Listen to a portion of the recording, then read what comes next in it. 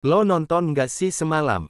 Stadion Gelora Bung Karno benar-benar meledak, bukan cuma suara tribun yang menggema, tapi juga semangat Garuda yang akhirnya bikin China tumbang 1-0.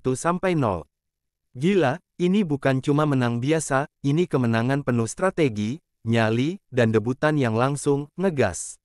Yuk kita bahas tuntas, 4 kunci utama kemenangan timnas Indonesia atas China semalam. Kejutan dari Kluivert, bukan sekadar ganti pemain, tapi ganti gaya main. Lo pasti kaget lihat starting si timnas semalam. Nama-nama yang biasanya duduk manis di bangku cadangan, malah dikasih jatah starter. Tapi justru ini yang bikin China kelimpungan. Pelatih timnas Indonesia, Patrick Kluivert, seolah kasih kode, gue nggak main aman. Dia nurunin line up yang beda dari biasanya, Yakob Sayuri main di posisi Kevin Dix, Ricky Kambuaya gantikan Struijk di sisi kiri, dan Egy Maulana Fikri diplot sebagai pengganti Marcelino Ferdinand. Kesan awalnya mungkin nekat, tapi nyatanya justru jadi senjata rahasia. Yakob berkali-kali bikin sisi kiri pertahanan China kebakar. Ricky juga main nekat, berani tusuk ke dalam dan lepas dari kawalan. Egy, dia main ngacak-ngacak dan ngasih tempo yang bikin lini tengah China nggak bisa napas.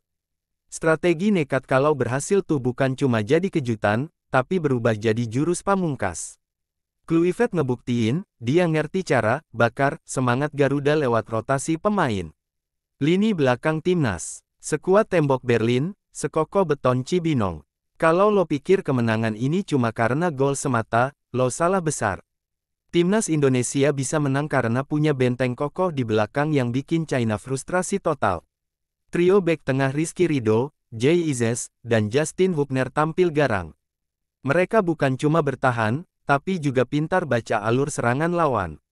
Setiap serangan China mentok, mental, dan mental lagi. Kayak nemu jalan buntu di tiap sisi. Bahkan pemain-pemain depan China kayak Zhang Yuning dan Serginho kelihatan mati gaya.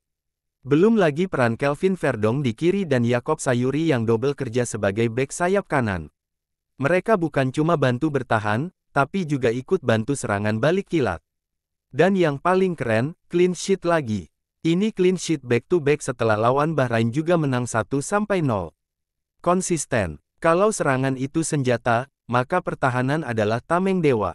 Timnas Indonesia udah punya dua-duanya, tinggal poles dikit lagi bisa jadi tim paling nyebelin buat lawan. Oleh Romeni, si raja malam itu. Kalau bola itu punya magnet, maka kaki oleh Romeni adalah kutub utaranya.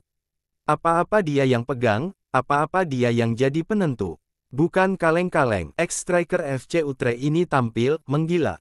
Dia nggak cuma sukses jadi algojo penalti dengan eksekusi dingin, tapi juga jadi pusat perhatian sepanjang laga. 4 kali dia ngancem gawang China. Passing akurat, duel-duel dimenangin, dan kombinasi kece sama Egy bikin para pemain belakang China kayak diajak main twister, bingung arah bola kemana.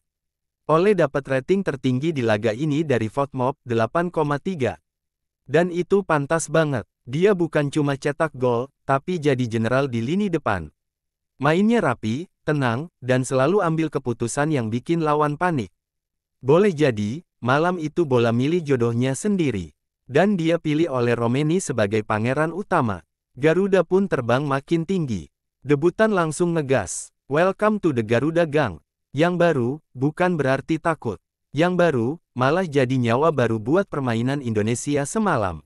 Para debutan tampil kayak veteran. Ada beberapa nama yang cetak debut semalam, Emil Audero di bawah Mistar, Beckham Putra di lini tengah, plus reuni manis buat Stefano Lillipali, Yakob Sayuri, dan Egy yang akhirnya ngerasain atmosfer timnas bareng Kluivert. Hasilnya, nggak kayak debutan. Emil langsung bikin save krusial dari tendangan geledek pemain China. Dia tenang, percaya diri, dan udah kayak tembok berjalan. Beckham juga tampil percaya diri saat turun di menit-menit akhir, hampir bikin assist ke Kevin Dix. Egy dan Yakob, udah jelas, jadi motor serangan yang bikin China ngeri tiap kali bola nyampe ke mereka. Kalau debutan aja udah main segini gahar, kebayang nggak sih kalau mereka makin nyatu di game berikutnya? Timnas punya masa depan yang lagi-lagi, nggak bisa dianggap remeh. Lolos itu tinggal selangkah lagi, tapi konsistensi harus dijaga. 3 poin dari China bukan akhir, tapi awal dari cerita panjang menuju Piala Dunia 2026. Timnas Indonesia udah ada di ambang fase keempat, dan kita semua harus siap dukung sampai titik darah terakhir. Dengan 12 poin dari 9 laga, timnas kita tinggal butuh satu sentuhan lagi buat mengunci langkah ke babak selanjutnya. Tapi ingat, lawan makin kuat, tekanan makin besar. Yang pasti, modal mental, rotasi, dan chemistry seperti semalam bisa jadi senjata utama.